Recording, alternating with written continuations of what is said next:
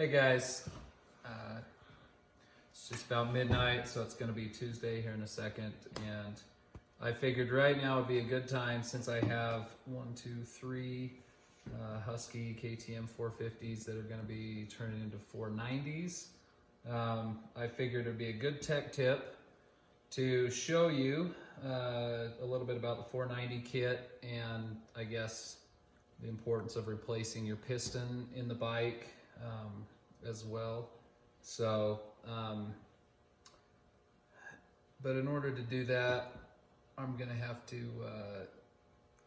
transform into geek mode a little bit. So, bear with me.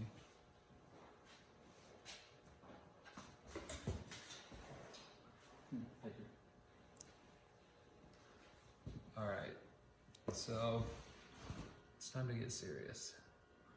I have to be serious about this. Just kidding, it didn't work. So anyway, this motor here is Jorgen's race deck flooring. You guys might follow or know who he is. Pretty bad A dude, and he's got a couple of different snow bikes. He'll actually have two 490s. This bike he rode last year, put about 50 hours on it with nitrous, with the Raise nitrous kit. And I wanted to show you first of all what it looks like. And to me, 50, 60 hours is plenty to replace a piston with nitrous. It might go longer, but it's not worth the risk to me. I know people have gone further than that, but for me, if you're running nitrous, 60 hours is probably good. So if we look at this, so this is the piston after 60 hours. With nitrous, what I've seen right here for the exhaust cutouts, some certain pistons will get super hot right here, and I've actually seen some pistons warp right there with NOS, but this piston looks pretty good. The ring looks pretty good. The piston pin is good. That's normal, that's normal wear all the way around. So if you're changing your piston, this is normal. This carbon right here, it's gonna look like that after a half an hour running. That's just from gasoline anyways. So it doesn't matter, it'll pretty much always look like that as a 4-stroke piston. This is the new piston, obviously. If it could stay like that forever, it would be ideal, but it's not going to. There's the piston without the rings. So that's what a new one looks like. The cylinder's got a little bit of kind of polished, lines, but nothing you can feel with your finger. Like that's very light. That's nothing at all. So I'm gonna run a ball hone on that, and then a nylon hone to clean it up. Put a new crosshatch in it, the new piston, and that is gonna be solid.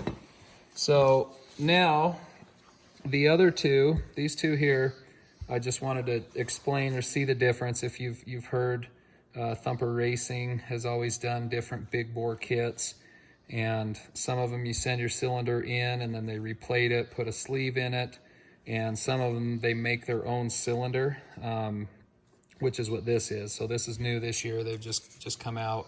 This is a 490 billet cylinder, and as you can see, they're the same exact bore.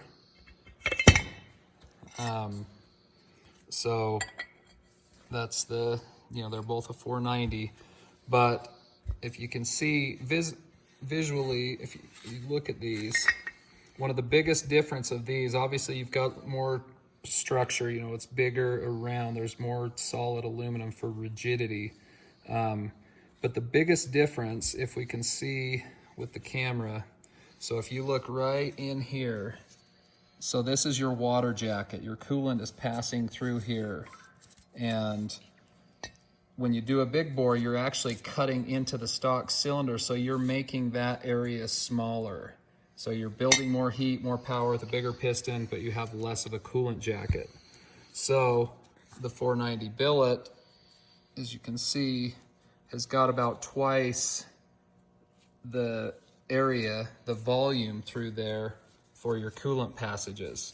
It's essentially the same the same sleeve diameter, but it's just more rigid, and you've got more coolant capacity, so should be a little bit better.